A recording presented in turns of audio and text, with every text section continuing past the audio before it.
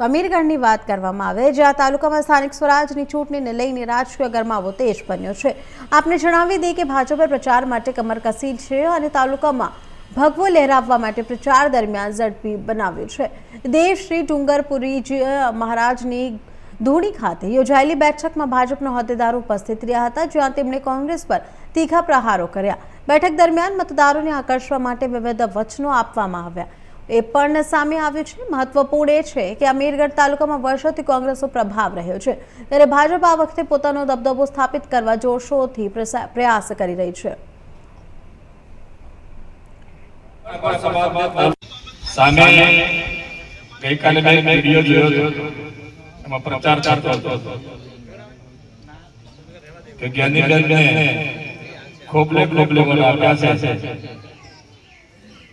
એ સમાજમાં નામ નહીં લઉં તો આપણી પણ ફરજ બને છે કે આપણે ખોબલે ખોબલે વોટ આપી અને સમાજના નામને જીતાડીએ।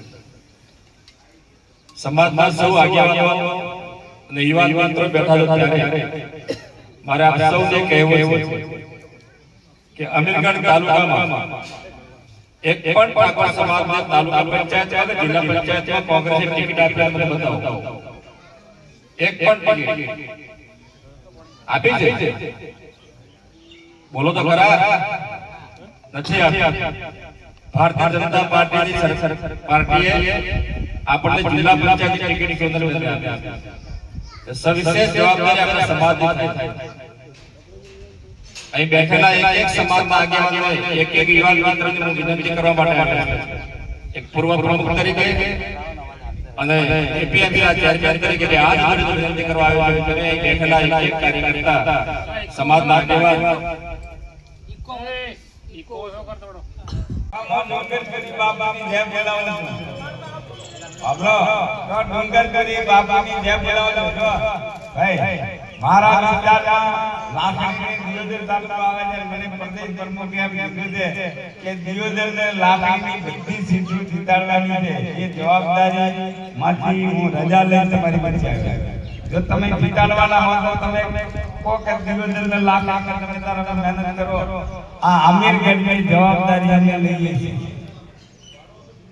જો લેવાના હો તો હું ડુંગરપુરી જય બોલાવું। બોલો બોલો બે હાથ ઊંચા કે ભાઈ બધા હો, બે હાથ ઊંચા કરીને મુઠ્ઠી વાળીને જુસ્સા સાથે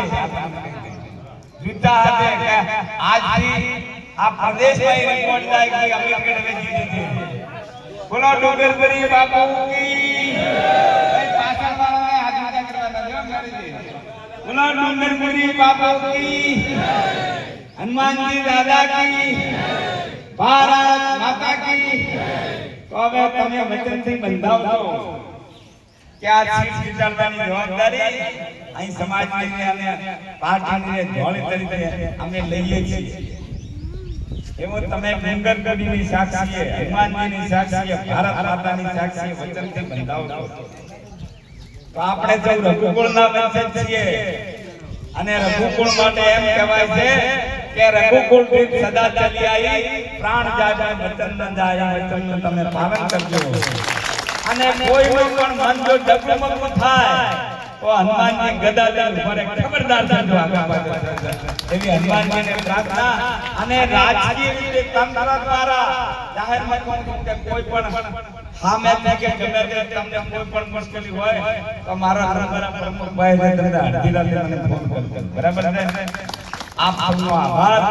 અને એક થઈ અને 26મી મતદાન કરો ભાજપ તરફી અને 28મી તારીખે સોનમબેન અને આ પાંચ ઉમેદવારના વિજય સર્કલ તમે વધારો, એવી સૌને આમંત્રણ, સૌનો આભાર।